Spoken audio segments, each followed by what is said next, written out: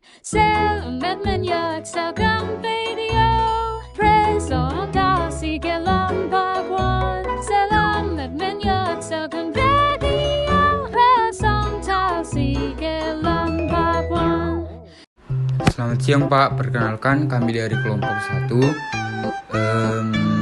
akan membuat video pembelajaran presentasi dengan judul konsep kepemimpinan publik dari mata kuliah kepemimpinan. Di sini kami terdiri dari 4 orang dalam satu kelompok. Yang pertama Aldi Lumban Raja, yang kedua Agnes Teresia Purba, yang ketiga Dika Sinaga, dan yang terakhir yaitu Irma Bonita Simbolon.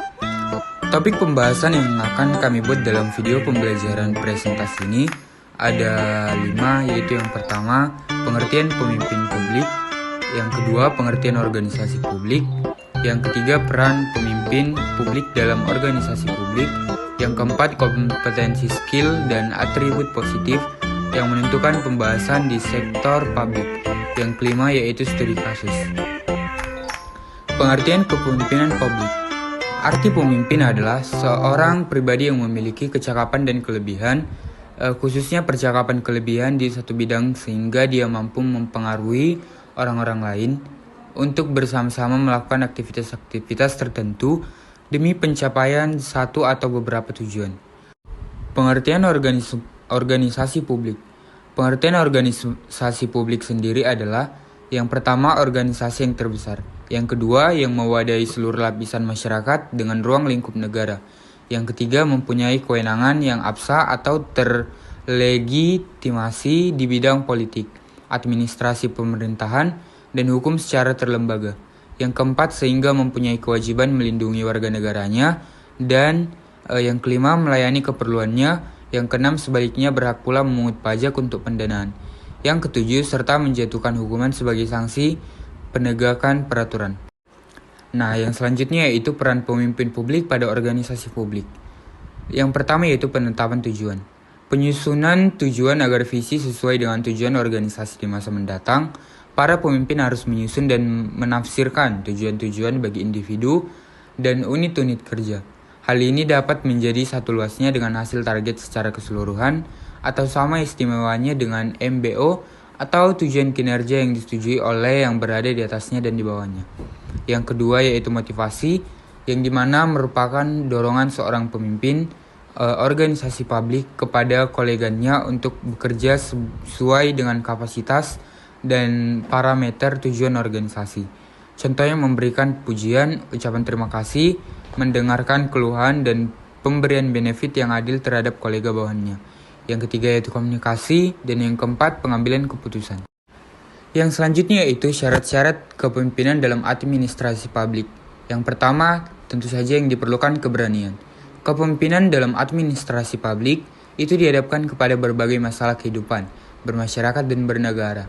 Ada kalanya baik buruknya masyarakat dan negara ditentukan oleh keberanian administrator negara di dalam masyarakat, dan negara ditentukan oleh keberanian administrator negara di dalam mengambil keputusannya, baik dalam tingkat top manajemen, middle management, maupun lower manajemen, terlebih-lebih dalam tingkatan top manajemen. Yang kedua yaitu acceptable.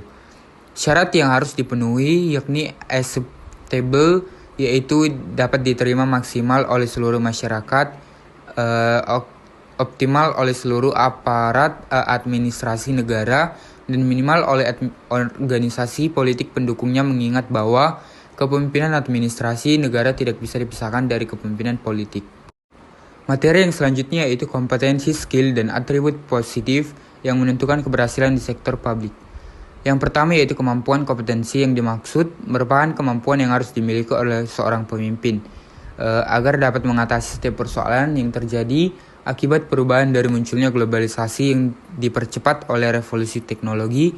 Dalam Burnanus 2001 ada 4 kunci kompetensi yang harus dimiliki seorang pemimpin, yaitu poin pertama, memiliki kemampuan berkomunikasi efektif dengan manajer dan pegawai lain dalam organisasi.